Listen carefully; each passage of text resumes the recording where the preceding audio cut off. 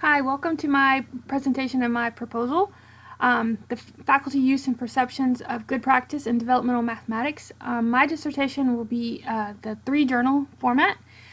This presentation is just the first journal article of my dissertation. The other 2 are still a work in progress. My problem statement developed from the 7 Principles of Good Practice in Undergraduate Education by Chickering and Gamson. They designed these 7 principles for faculty use. They developed them with a group of people. They decided that these 7 principles were what was required for undergraduate education and to improve undergraduate education. And developmental education is a milestone for many students, and improving teaching should improve student learning. There have been other studies that have used the 7 principles to determine whether or not they were actually good for those specific disciplines. There weren't any for developmental education or math specifically.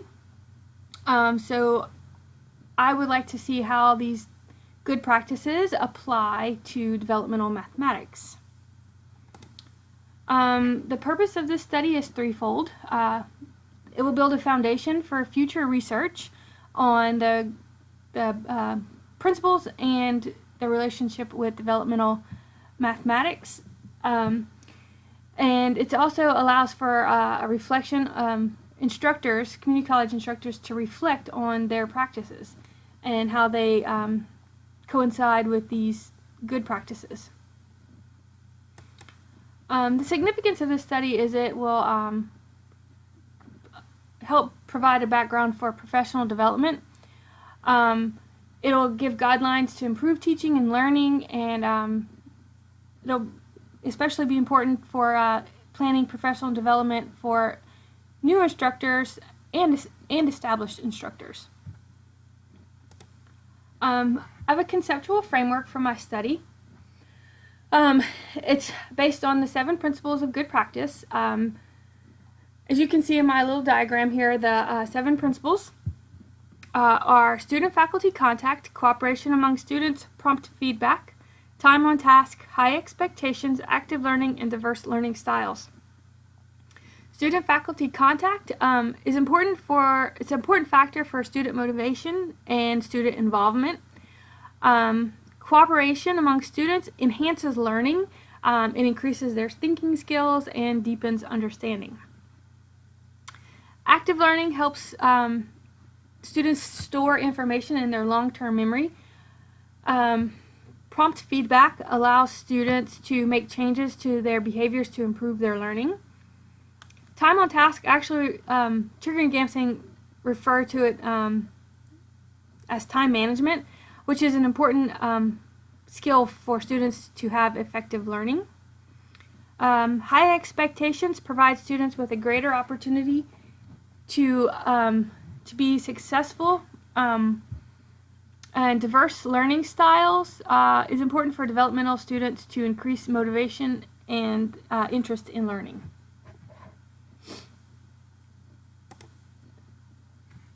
My study has 4 research questions. To what extent do developmental mathematics faculty self-report that they use the 7 principles in their course?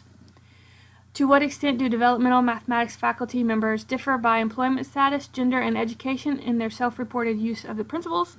What is the relationship between developmental mathematics faculty age and years of experience and their self-reported use of the principles? How are developmental mathematics faculty members incorporating the principles into their courses? This is a mixed method study, and the first 3 questions will be quantitative, and the 4th question is qualitative. So my research design is a sequential mixed methods. Sequential mixed methods means that you do the quantitative portion first, and then you use the qualitative portion to explain the quantitative results in depth. So some of the quantitative data will include demographic data and the responses to the survey that they will complete. The qualitative will include observations and interviews of some of the participants in the quantitative study. So my participants will be convenience sample, and they will be recruited from two different areas. The first being AMATIC members. AMATIC is the American Mathematics Association of two-year colleges, and the other will be from a local community college math faculty.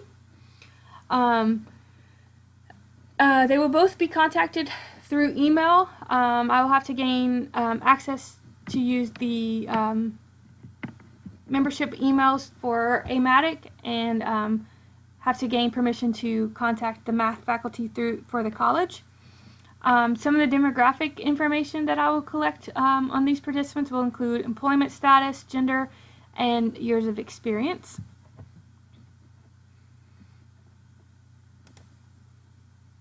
For my instrumentation, I'm using the faculty inventory for good practice, which was developed by Chickering, Gamson, and Barcy in 1991, so it was a few years after they published the Principles of Good Practice.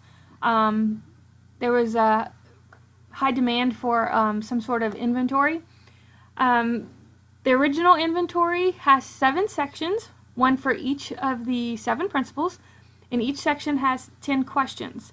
The inventory was originally designed as a self-evaluation, just for faculty to be able to evaluate themselves and how well they were incorporating these practices. However, studies have used it for information, but not necessarily for evaluating faculty. It was not designed to evaluate faculty. My plan is to actually reduce the inventory, the number of questions for the inventory. They will still have the 7 sections for each of the principles, but to reduce the number of questions, and to make sure that the questions that I keep are applicable to community colleges, and especially to math faculty. The image here is the first section with all 10 questions. I'm still working on modifying the inventory. So this is the 10 questions, and you can see the rating scale, and you can kind of get an idea of how it's asking. The inventory is also the way it's set up. When somebody reads the question, they know how to answer it to make themselves seem a little more positive. So I'm hoping that the faculty participants will answer honestly to get a better outcome. So for my procedures, of course, I have to get IRB approval. I will have to get access to the email list both for the AMATIC and for the college. I will send out an email link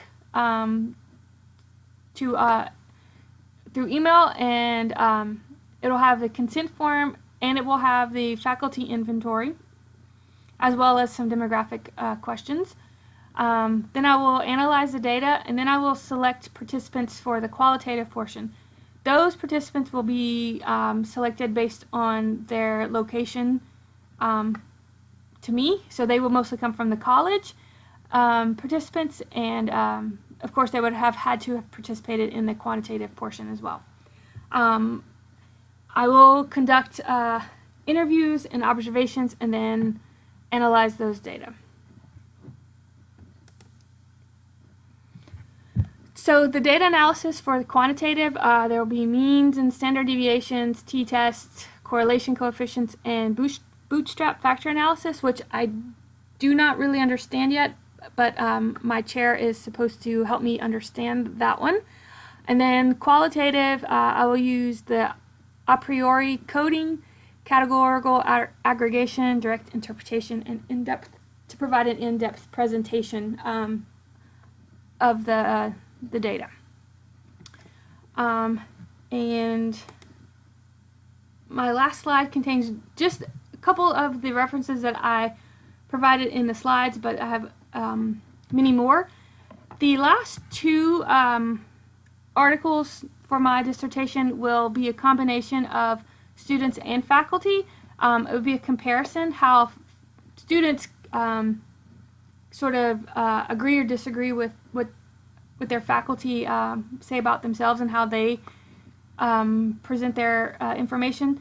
The last one will be specific student-faculty comparison just for electronic communication, which is one of the 7 principles that we talked about was student-faculty contact, but I'm going to kind of bring it up to the 21st century and specifically electronic communication where email, text messaging, social media, and things like that, and just to kind of get an idea of how students and faculty feel that those types of communications help build relationships in the classes. Thank you.